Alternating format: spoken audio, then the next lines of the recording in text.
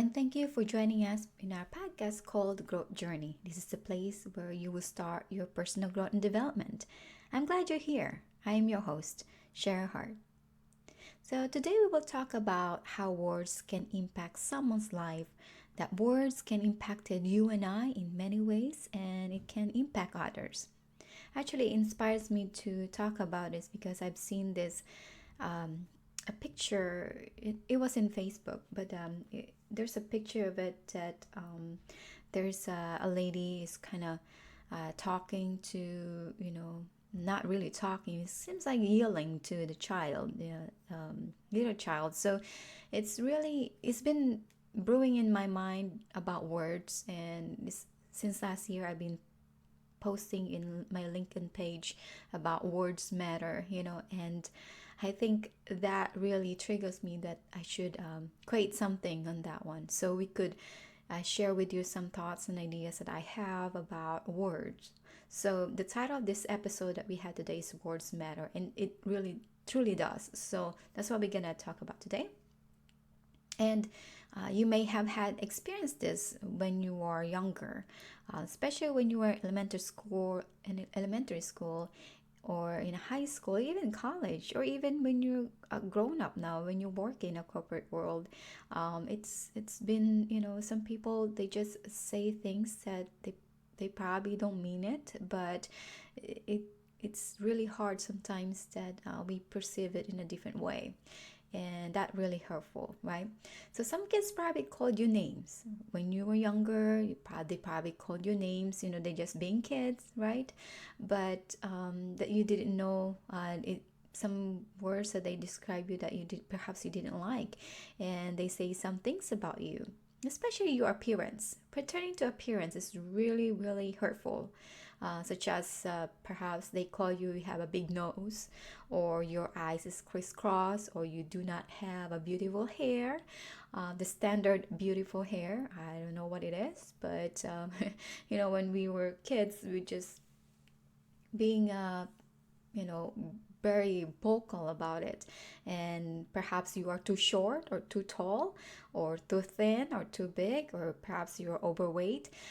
There These are the things, that appearances that is really hurtful, is really struck in your core when someone says something about you, right?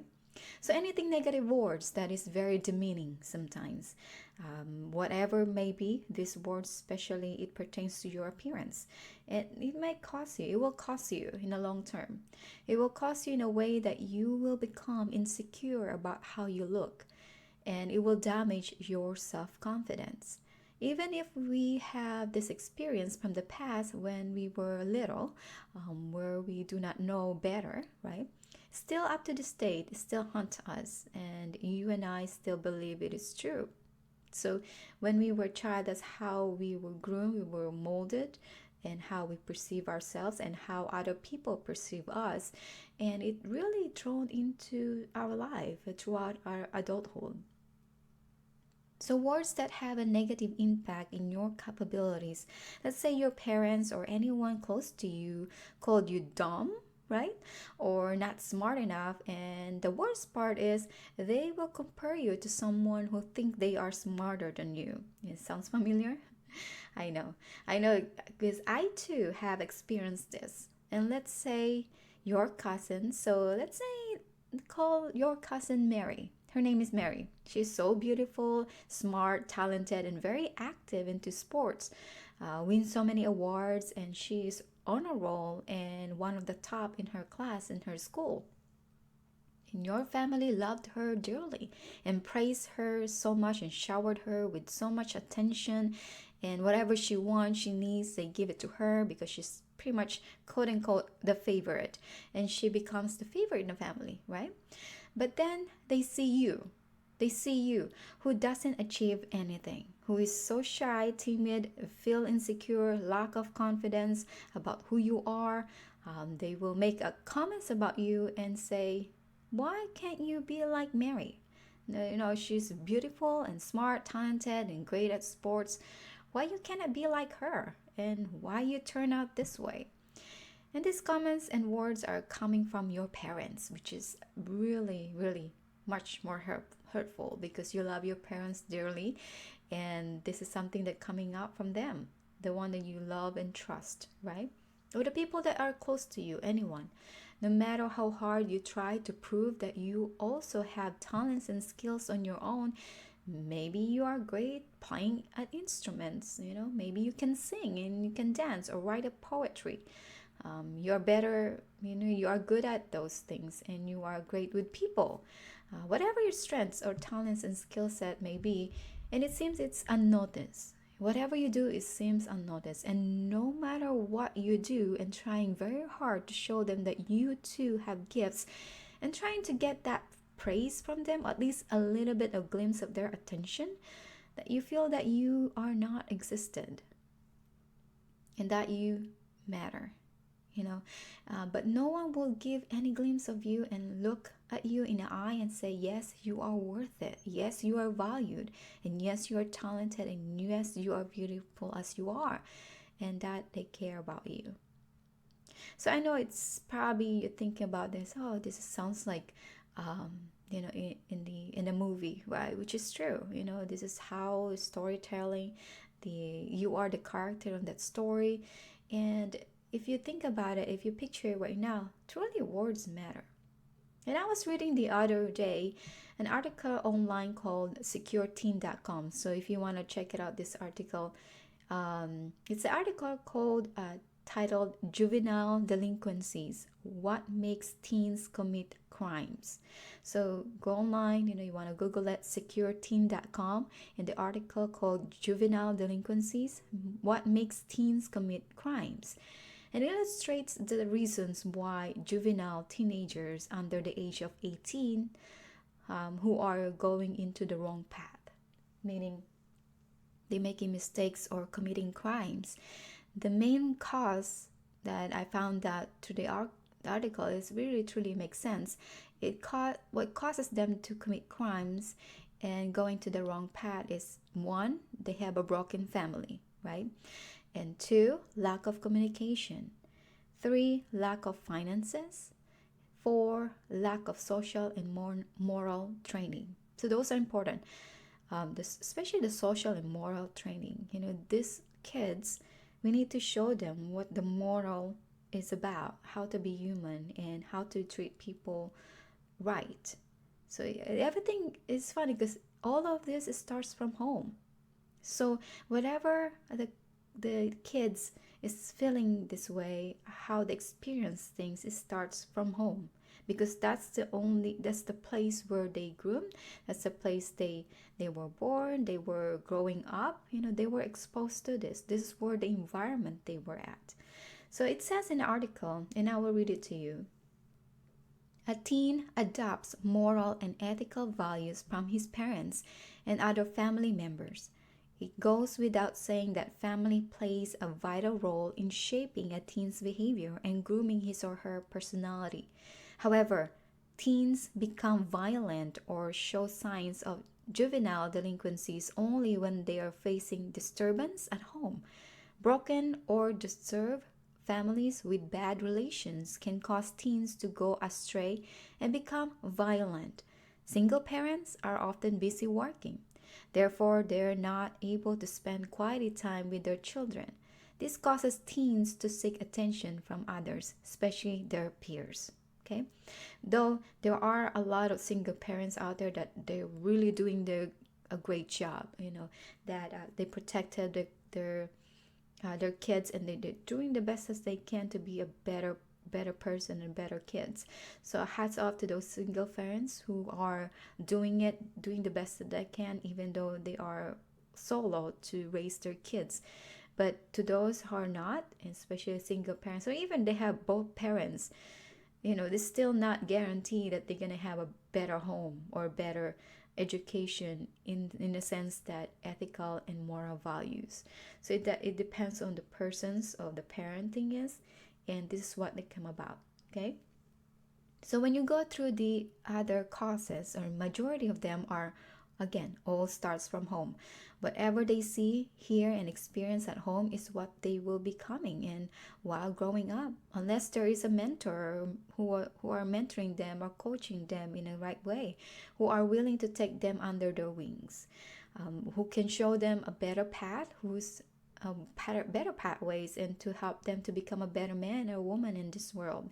So a lot of kids also, they go to the program, in sports program, where they have a fabulous coach, either baseball, basketball, or football coach. Those are coaches are also a role model for them. So it's really good if you do not have a role model inside of your home or within your community or within your close family. You can seek out outside of your environment or your close family. You can seek out to find a good mentor or a coach that can teach you something.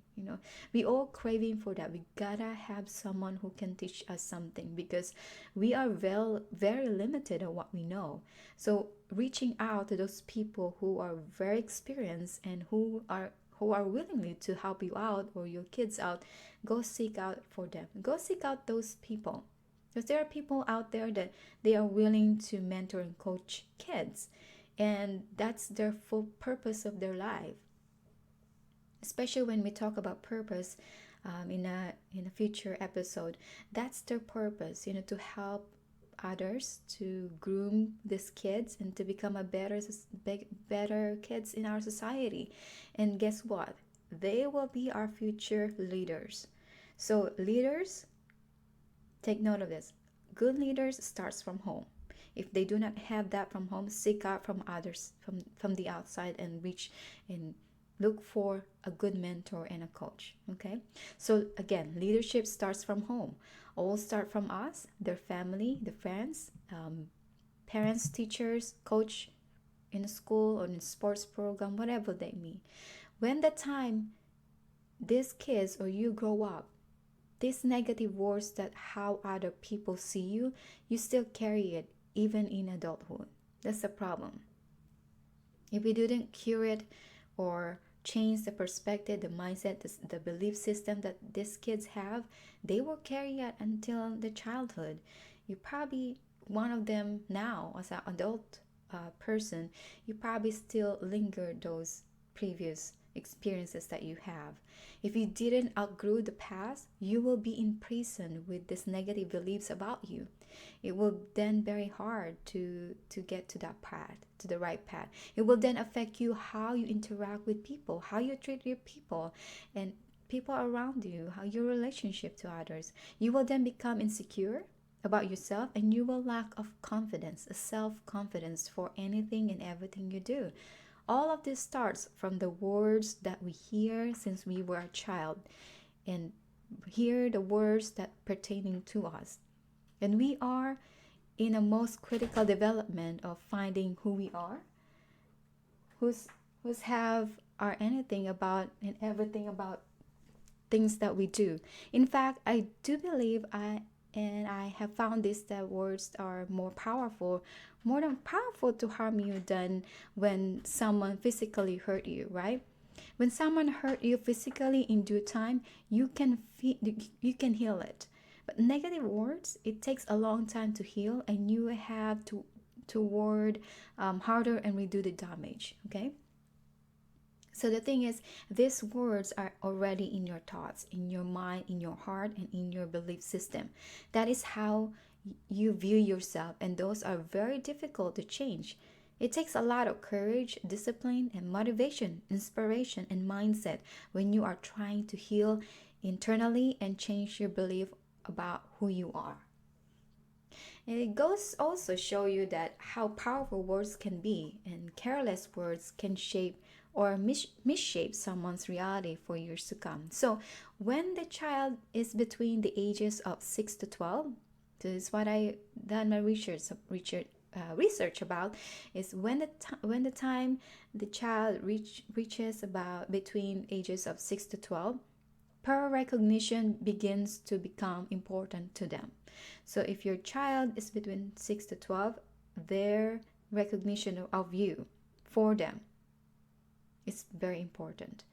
So encourage them, give them a good, uplifting things, words that you can describe them for, why they are great. This is the most critical milestone where we truly pay attention to them. You cannot make an excuse that we are too busy, right?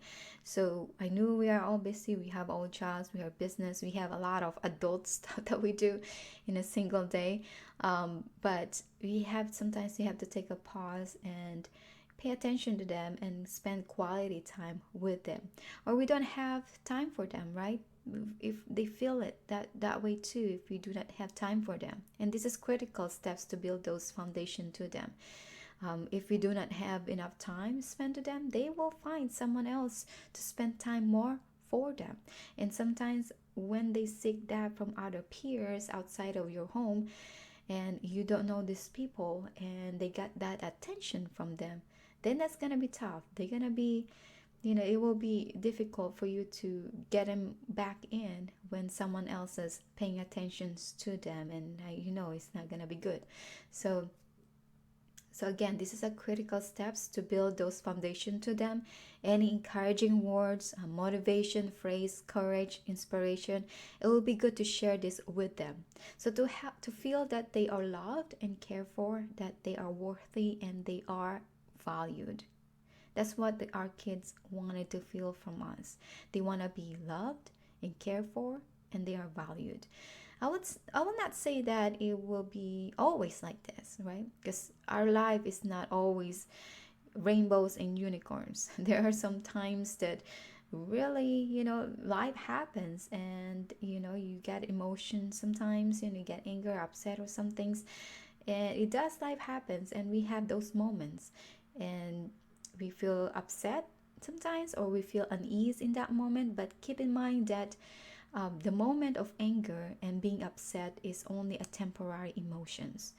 If you're feeling upset or angry, I would suggest to step back and take a deep breath and just find a good place where you can let it out, your emotions, and don't say a word. Don't yell or say any words that you will regret saying later on. I actually have an experience on this probably a month ago. I was with my friend a month ago or so. We are just catching up, and she brought her child. We're just gonna name him Matthew. So Matthew is 8 years old. You know how they are on that stage, they still have a temper tantrum. So Matthew was building his Lego and trying to build one of the Marvel Avengers. I think it was, if I recall correctly, it was Iron Man. I have noticed that he was making mistakes building his Lego, or putting it on the wrong side or whatnot. And you can sense that his patience is running dry, but he keeps pushing on and trying it again. And the last straw was he screamed. He screamed so loud and banging that Lego with anger. So his mom was trying to calm him down, and he won't fetch, and he said, I hate this toy, I would just want to throw this away. And my friends is keep apologizing, looking at me and apologizing to me because she thought it might bother me. I was like, no, you know what? I've been around kids, it's okay, I get that. So what I did was I said, Matthew, come to me, show me your Lego. And he knows me enough to trust me, so he showed me his Lego. And I gave him a big smile and jokingly said, Matthew, why are you so sweet? Why are you so sweet? And I didn't know it will work. Then he said, no, I'm not so sweet. Why are you calling me that? And I said, you look cute when you're angry. You know that, right? Look at your dimples start showing. You're a very sweet boy. You know that. So show me the instruction and let's build them together, okay? And he did, and he showed me the instructions. And tell you what, and I'm not a master builder like everybody else. I can't read instructions and perhaps figure it out, but I let him do it and show me how he can build it. So he built it on his own, and half an hour later or so, and it did work. So you see, when we are angry or upset, we say things that we do not mean to say, and we do not want to say something that we regret later on. So because words matter, If you are trying to calm the kid down, make sure you are calm and you are in the right place to do it. If you are both upset and angered, then you won't resolve anything. And it will fuel the fire and both of you become upset and anger, or worse, will hate each other. So similarly with your spouse, partner, coworkers, your boss, your friends and family, it has been said that never say mean words out of anger. Your anger will pass, but your mean words can scar a person for life. So use kind words or be silent. In words and emotions, so Tony Robbins, to those of you, I'm sure you know Tony Robbins, a great motivational speaker, self-help improvement authors and business. Oh, he has so much incredible things that he's done, and have tested these words into his live audience. So he said, so perhaps you can try these experiments too. So Tony asked the audience when he was in a live teaching. He asked the audience to make a list of the emotions you feel at least once a week. Make a list of the emotions you feel at least once a week. So probably we can try this in practice, right? So go ahead, probably take 10 minutes and write down all the emotions that you feel at least once a week. Not emotions you feel once a month or once a year, has to be once a week. Okay? So when you did that, now look it up your list and see what you come up with. So Tony added, this is what he found out when he asked his audience to make a list of emotions that they feel at least once a week. So this is what Tony found out. Astonishingly, whether the audience consists of 2,000 or 30,000 people, 90% of the people write down an average of a dozen words, more than half of which represent negative feelings. That means that out of the 3,000 words we have for emotions, most people list less than 6 words to describe good feelings. But the words for their bad feelings are more readily available, stored and remembered. Have you ever, probably you have ever taken the time to think about which words you habitually use and how they may be affecting your life or and well-being? You can see how a negative vocabulary may affect your emotions and experiences. So how about this? What if a person was asked the same question and lists 30 positive emotions? How happy and fulfilled do you think that person is in life? So continue on, Tony said, the problem is that our default setting isn't it to consciously choose our words to describe our emotions.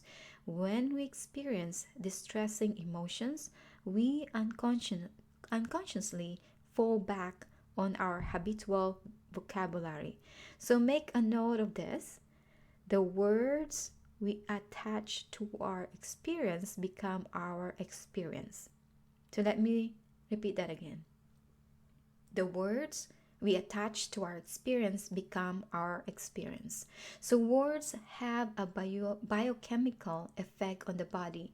The minute you use a word like devastated, you're going to produce a very different biochemical effect than if you say, I'm a bit disappointed. So if you're going to change the words or picking the right words, how we feel some things, it would change us. So again, that's how powerful our words are. So sometimes we have to really pick and choose what we're gonna use to describe our emotions, because that's how we become it. And I truly believe that this is true. We place emotions on the words we choose. If we choose negative words, that's how we feel. But we can change our words to change our feelings, right? Again, words have meaning and they are powerful, very powerful than the physical ones. Because this is formulated in our thoughts in our mind and become our belief and become our behavior. All right. So in fact, our late Robin Williams have said, no matter what people tell you, words and ideas can change the world. which is absolutely true. Our words and ideas can change the world. In fact, the world's greatest leaders and progressive thinkers have always used the power of words to transform our emotions, to help inspire others toward their vision and create actionable change. From Winston Churchill, focus on the finest hour, to Martin Luther King Jr., depiction of a dream. It's evident that words shape our entire existence. So that's the truth. Words are so powerful. Words are so powerful. Either can hurt us or inspire us. Okay? So here are a few quotes about words. Gautama Buddha, he said, whatever words we utter should be chosen with care, for people will hear them and be influenced by them for good or ill. In fact, this is also stated in our Christian Bible under Proverbs 18, 21 verse. Words kill, words give life. They're either poison or fruit. You choose. Sticks and stones may break bones, but words can shatter souls. Words matter. Choose wisely.